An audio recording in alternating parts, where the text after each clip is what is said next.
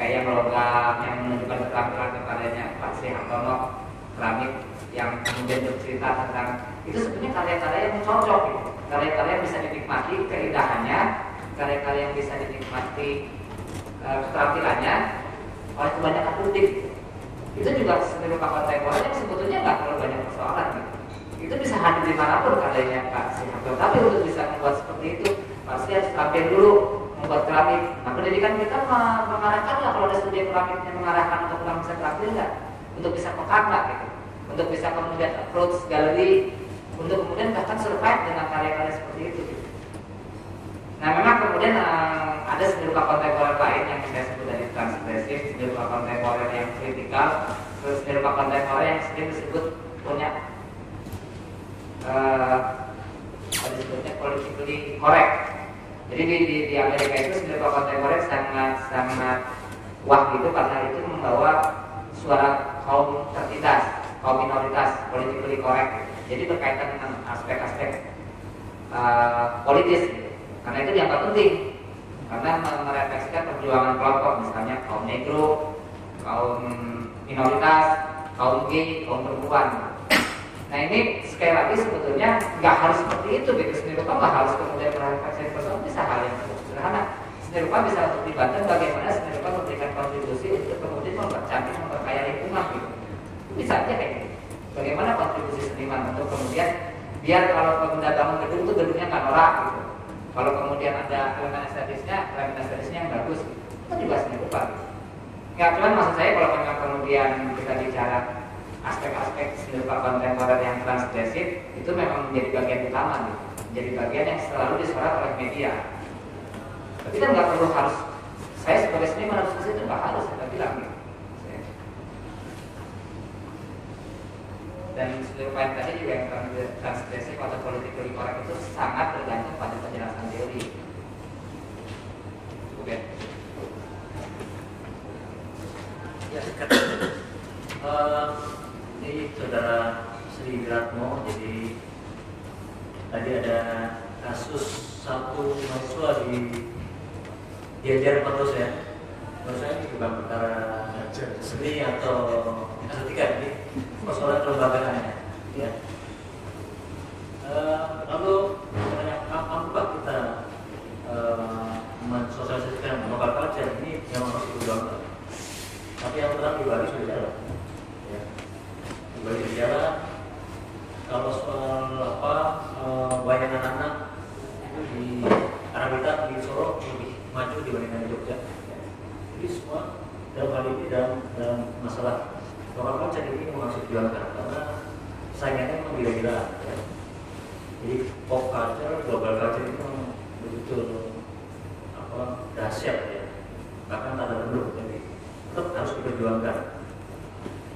Kemudian kalau Indonesia adalah terlalu Americanized ya, bilang banyak aspek juga.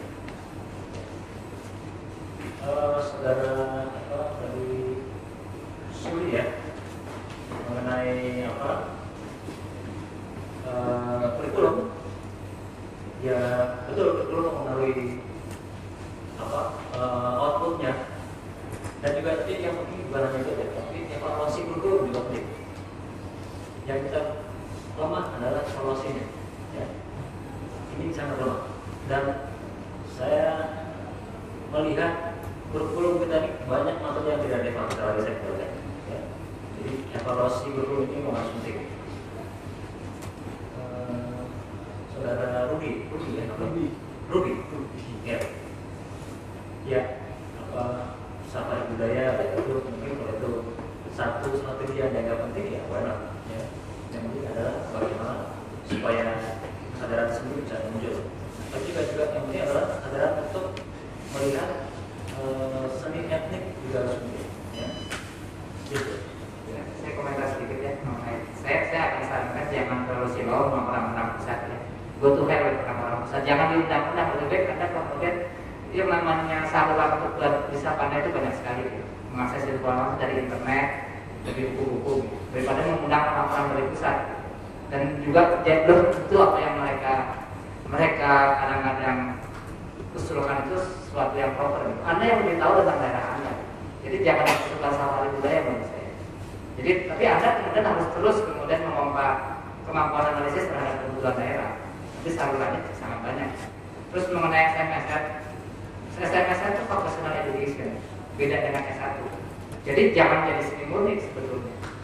Karena seni murni itu seperti saya katakan nggak butuh terlalu banyak seniman. Yang lebih kita banyak butuhkan tuh orang yang terampil. Apalagi SMSN itu tingkatan SMA. Gitu. Jadi menurut saya justru nggak cocok SMSN terus kemudian dalam target seni murni. Saya juga paling benci istilah seni murni. Istilah seni murni itu istilah yang ngawur menurut saya. Seni murni apa bedanya dengan susu murni misalnya? Karena seperti ini, seni murni itu diterjemahkan secara syarat dari fine art. Fine art itu sebenarnya seni yang halus, seninya kontur judis gitu. Tapi diterjemahkan ke Indonesia gara-gara ITB sebetulnya. Di ITB seni murni semua itu seni murni. Kita sekarang mengganti jadi seni rupa. Apa yang seni murni? Apa itu enggak? Apa sih seni murni? Itu nggak jelas sama sekali, nggak ada makna yang bisa diambil dari seni murni. Jadi saya pikir tadi saya juga coba ada pameran sofa ya, sofa itu sebenarnya bisa diakses dengan structure, objek, dan functional art. Itu adalah karya-karya seni yang tidak perlu retorika teoritis untuk bisa menikmatinya. Tapi kalau yang karya-karya seni transgresi tadi untuk itu dia berharga karena saking meleknya, saking membingungkannya, itu dia lakukan teori. Tapi ada karya-karya seni dia bisa membela dirinya sendiri. Nah itulah yang perlu dibuat oleh ya sebagai besar seniman Indonesia sendiri. Ya, terima kasih Mas. Ya, terima kasih Mas Asmujo dan Pak Ji Marianto. Ada kalimat yang juga cukup meneliti dari Mas Asmujo tadi tentang pusat. Saya juga nggak tahu proses apa sebenarnya dalam geopolitik. Saya itu kemudian membuat derivasi terhadap seni rupa ada geo sendiri. Lalu ada pusat, ada daerah. Nah itu saya kira juga yang bisa kita berbarengan lagi. Oke, saya kira saya tidak akan memberi titik simpul apapun atas seluruh diskusi ini, tapi ada beberapa hal yang cukup bisa dijadikan titik bicara untuk perbincangan berikutnya dalam sesi yang informal, saya kira dalam forum keseluruhan 2 hari ini, yaitu bagaimana situasi perkembangan seni rupa kontemporer itu menurut Mas Asmujo kemudian juga ditimpa oleh Pak Budi sebagai sebuah situasi given condition atau given discourse. Nah ini apakah betul sebenarnya sesuatu kondisi yang terberi, diskursus wacana yang terberi, tetapi apakah mungkin juga kita bisa mengupayakan sebagai constructed discourse, constructed condition. Kemudian hal yang juga untuk diperbincangkan dalam forum-forum yang informal nanti saya kira adalah bagaimana keluh kesah, lagi-lagi persoalan keluh kesah dari teman-teman di kawasan, saya bukan menyebut daerah, tapi ada daerah dan pusat, ya. Ada kawasan Banten, kawasan ya, kawasan Banten, kawasan Semarang, kawasan Surabaya dan lain-lain itu dalam format yang lebih bisa membuat turunan atau derivasi atas konteks kontemporerisme yang ada di Indonesia itu dalam konteks yang lebih bumi, konteks yang lebih faktual dan konkret di kawasan-kawasan masing-masing. Saya kira itu yang bisa kita rinci elaborasi lebih lanjut dalam diskusi informal. Dan saya kira apa yang dikatakan oleh Mas Surya dari Surabaya, Mas Surya, saya kira bahwa forum ini terpaksa tidak bisa lebih intensif lagi dalam melakukan interaksi lebih formal, kemudian juga dalam tema-tema yang disodorkan oleh panitia dalam 2 hari ini, saya kira tidak bisa menjemput semua kepentingan yang terakomodasi, yang bisa mengakomodasi semua kebutuhan. Tapi saya kira yang kita pentingkan di sini justru membentuk sistem jaringan antar kawasan yang memungkinkan bisa membuat semacam aksi yang lebih konkret lagi di tingkat antar kawasan itu. Saya kira dari saya itu, dan aplaus untuk dua pembicara. Wassalamualaikum warahmatullahi wabarakatuh. Terima kasih Gus. Sampai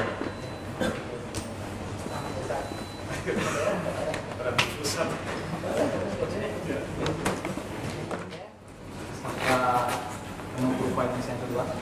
Selamat siang. Ketiga ya. Selamat datang kembali di session yang kedua. Yang nanti kita akan mencoba membicarakan atau mewacanakan masalah lebih di Indonesia, baik itu dari tinjauan peranannya maupun fungsinya maupun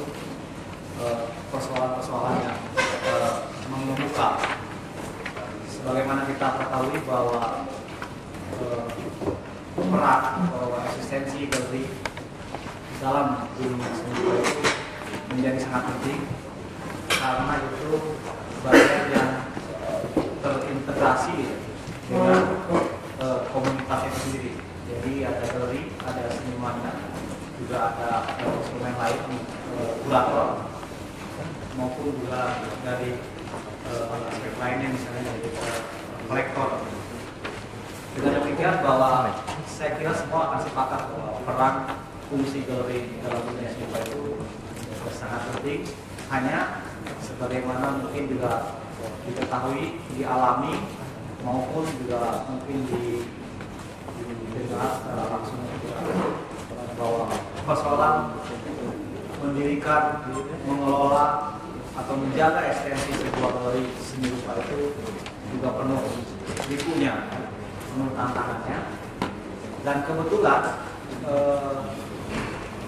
topik ini, masalah galeri di Indonesia itu juga menjadi salah satu fokus di majalah seni rupa Visual Art untuk edisi yang bulan ini. Dan saya kira di sana pun sudah banyak dibicarakan mengenai tumbuh dan juga menghilangnya ya beberapa galeri oleh karena juga perusahaan lain. Nah, kita bicara bisa banyak hal mengenai galeri itu, baik dari segi substansinya, misalnya bagaimana mengelola galeri, baik juga bagaimana sebenarnya menangani kerjasama dengan senimannya barangkali, atau juga mengelola manajemen atau misalnya pengadministrasian koleksinya. Karena tidak sedikit galeri-galeri selain juga dia memamerkan perupa-perupa yang secara temporer gitu, tetapi juga umumnya galeri-galeri juga memiliki koleksi yang tentu saja juga di situ ada proses akuisisi, ada proses-proses bagaimana misalnya dalam hal dokumentasi dan perawatannya. Nah, pada siang hari ini alhamdulillah kita sudah hadir narasumber pada kesempatan ini 3 narasumber yang semuanya sangat pas gitu, yang berbicara mengenai galeri. Ada Pak Edi Nahado, beliau adalah seorang pendiri pengelola sekaligus juga menggauli atau menggeluti juga dunia kesenian, fotografi dan lain-lain, sehingga bisa sangat paham. Lalu ada Agung Jatnika, saya ada jenongnya ya, Jatnika, yang saat ini menjadi kurator dan juga tentu mengelola Selasa Senayan. Dan yang ketiga Pak Agus Burhan, beliau akademisi, seniman juga, beliau juga kurator, saat ini masih menjadi salah satu anggota kurator galeri nasional Indonesia. Tadi kita sebelum acara ini mulai sepakat gitu siapa dulu yang akan menyampaikan paparannya. Sepertinya yang disepakati supaya diawali dari orang yang belum lama mendalami dunia galeri, sehingga dia lebih terbebaskan dari kontaminasi untuk secara positif negatifnya gitu ya. Saya kira saya akan persilakan kepada Mas Agus Burhan untuk menyampaikan paparannya. Terima kasih.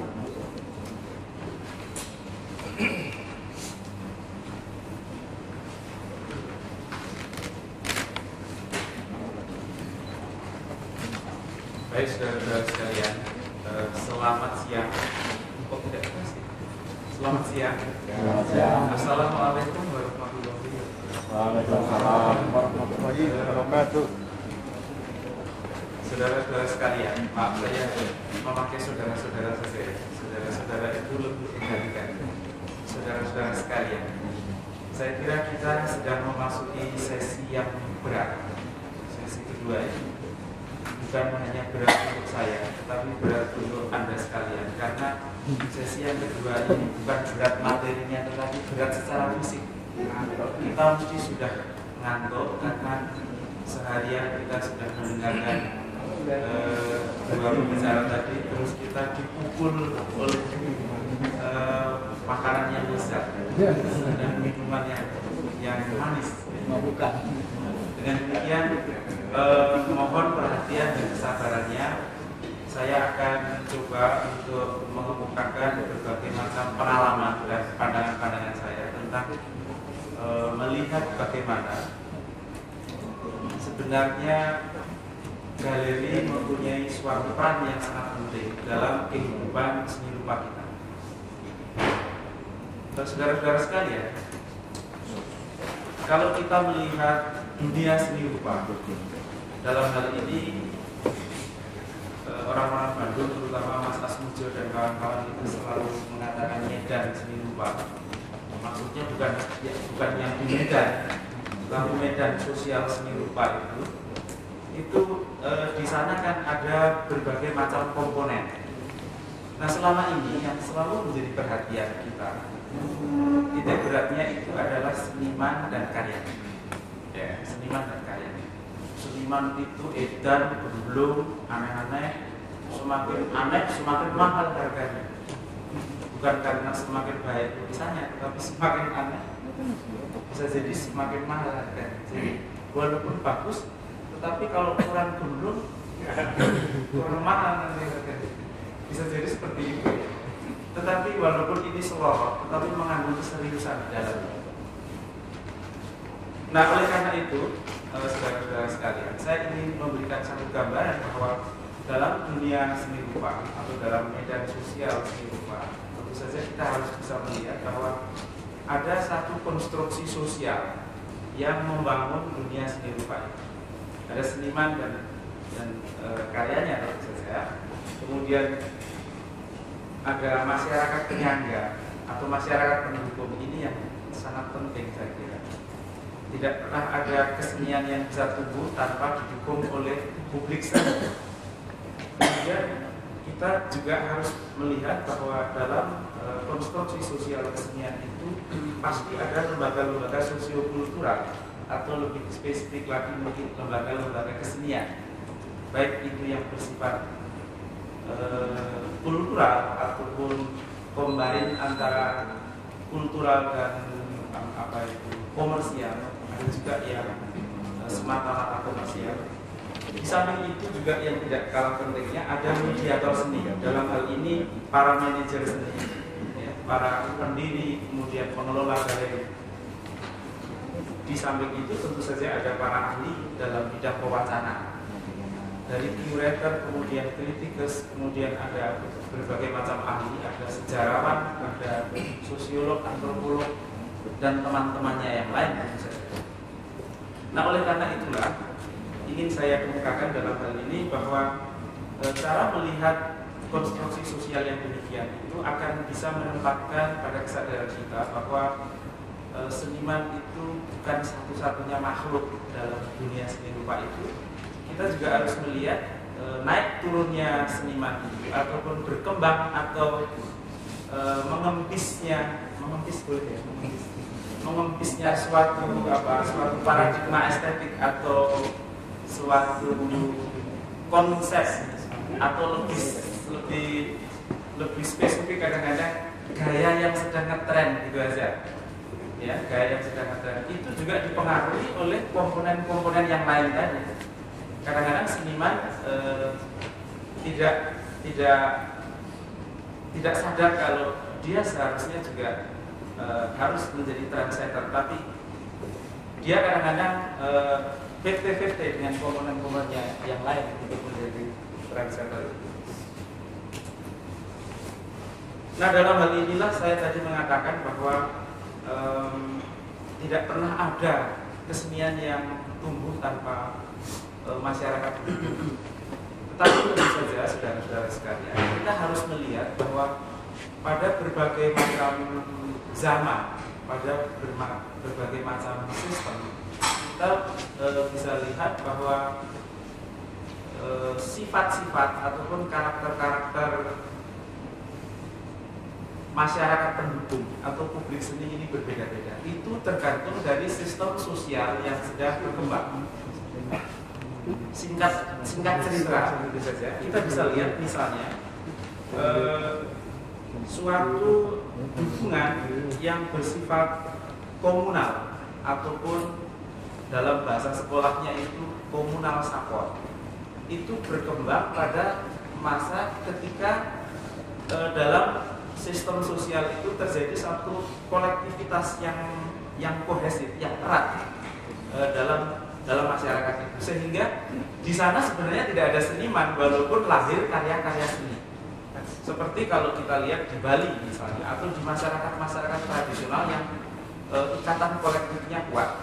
Dengan demikian orang yang menari, orang yang membuat arsitektur, orang yang membuat persembahan-persembahan yang bernilai seni sangat tinggi itu, mereka itu bukan seniman, tetapi oleh sistem sosial di situ dikatakan sebagai misalnya undagi atau ahli apa-apa dan sebagainya. Karena apa? Karena mereka berkarya seni itu untuk kepentingan kolektif dalam rangka sistem sosial itu mengharuskan suatu persembahan pada nilai-nilai yang transendental. Tetapi kita bisa lihat pada sistem sosial yang lain misalnya,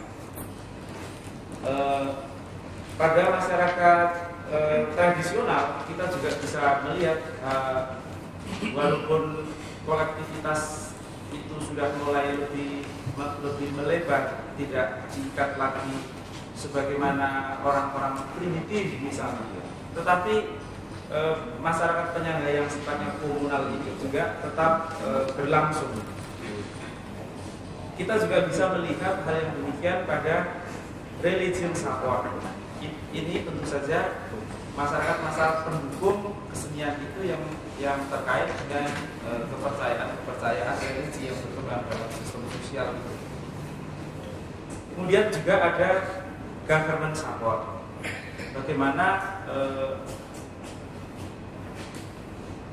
negara lewat pemerintah itu mempunyai suatu kewajiban yang diharuskan oleh undang-undang itu untuk bisa mendanai, untuk bisa menghidupkan, untuk bisa memberikan perlindungan, untuk bisa mendorong seniman-seniman, mendirikan lembaga-lembaga kesenian dan sebagainya, keberlangsungan kesenian itu tentu saja. Nah, sebenarnya yang ingin saya soroti lebih banyak adalah berkembangnya bentuk komersial support. Adalah dukungan yang bersifat komersial, karena dukungan komersial ini merupakan dukungan kesenian dalam sistem masyarakat modern. Tentu saja dengan sistem ekonomi kapitalis yang digerakkan oleh pasar. Nah, pada saat inilah kita sebenarnya lebih banyak bergerak untuk menghidupkan kesenian itu dengan komersial support. Walaupun tadi saya kemukakan juga bahwa dalam komunal support itu dukungan-dukungan biasanya hidup dalam sistem sosial masyarakat yang kolektif, tetapi juga dalam masyarakat modern ada juga bentuk-bentuk dukungan yang komunal seperti itu pada masyarakat modern menjelma pada bentuk-bentuk komunitas yang mempunyai visi yang ketat atau mempunyai proyeksi-proyeksi visi yang memang ingin dikembangkan. Dengan demikian kita bisa lihat bahwa adanya foundation yang mempunyai visi khusus biasanya juga merupakan support di dunia kesenian masih dalam sistem yang komunal tetapi dalam visi yang modern. Ini juga bisa kita lihat pernah tumbuh pada partai-partai politik ketika partai-partai politik itu mempunyai kepentingan tertentu untuk memberikan support pada dunia kesenian. Tetapi tentu saja mereka mengharuskan suatu visi tertentu dalam pemberian subsidi, pemberian fasilitas, kemudahan-kemudahan untuk perjalanan ke luar negeri, untuk masuk ke forum-forum internasional dan sebagainya, tentu saja dengan visi yang terbatas seperti ini. Nah, saudara-saudara sekalian, dalam melihat bagaimana perguliran ke komersial support ini, tentu saja kita bisa membayangkan bahwa dalam sistem sosial masyarakat kita yang modern dan sistem ekonomi kapitalis yang tidak lepas dari dinamika pasar, ini merupakan satu sistem yang tidak mungkin memberikan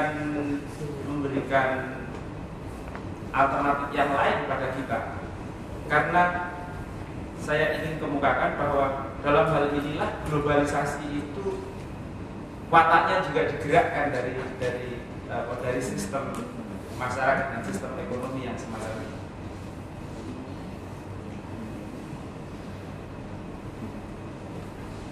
Kemudian yang ingin saya sampaikan,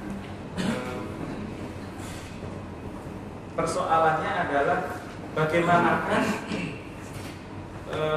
munculnya galeri-galeri yang mempunyai visi demikian ini, kemudian dengan jenis-jenis seniman yang berkembang dalam sistem sosial masyarakat modern dan sistem ekonomi kapitalis ini. Ternyata kita bisa lihat dalam kerangka ini ada juga galeri-galeri yang tetap tumbuh dengan berbagai macam visi tadi. Satu, tentu saja galeri yang semata-mata mempunyai visi yang komersial. Kedua, galeri-galeri yang mengkombinasikan antara ingin mengembangkan visi-visi yang bersifat kultural, tetapi juga di lain pihak menginginkan suatu subsidi dari bidang komersial yang dikembangkan. Jadi ada berbagai macam aktivitas yang di dalamnya merupakan combine dari yang komersial maupun yang kultural. Tetapi di lain pihak ada juga galeri-galeri yang dengan keras hati dan keras kepalanya hanya semata-mata ingin mengembangkan visi yang kultural. Dengan demikian, galeri-galeri ini biasanya merupakan suatu bentuk komunitas untuk memperjuangkan visi-visi tertentu dalam kesenian-kesenian baru mungkin. Jadi dalam usaha untuk memperjuangkan bentuk-bentuk kesenian baru itulah ada galeri yang secara spesial memang memperjuangkan suatu visi yang demikian. Nah, kalau kita bisa lihat bahwa dalam aktivitasnya galeri-galeri itu menjadi demikian dalam sistem masyarakat dan sistem ekonomi yang saya sebutkan tadi, tentu saja dalam berkesenian, seniman-seniman ini secara sosiologis juga bisa kita klasifikasikan dengan berbagai macam kecenderungan. Ini kembali lagi pada terminologi orang sekolah tadi yang saya kemukakan, bahwa orang sekolah kadang-kadang melihat dari berbagai macam peran dan fungsi yang dikembangkan. Dengan demikian seniman bisa dilihat, oh ini seniman rakyat. Seniman rakyat itu bukan yang saya maksud seniman dengan paradigma kerakyatan, tetapi seniman rakyat yang tumbuh di daerah-daerah dengan seni rakyatnya itu. Ada juga seniman yang naif. Seniman yang naif itu bukan seperti Erika atau Edi Hara yang naifisme itu, tapi seniman naif di sini adalah seniman-seniman yang tidak mempunyai visi yang jelas.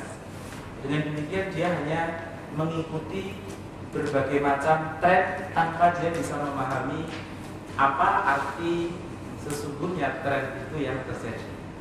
Kemudian ada juga satu bentuk seniman yang bersifat maverick atau pemberontak dan tertutup. Mengapa pemberontak dan tertutup?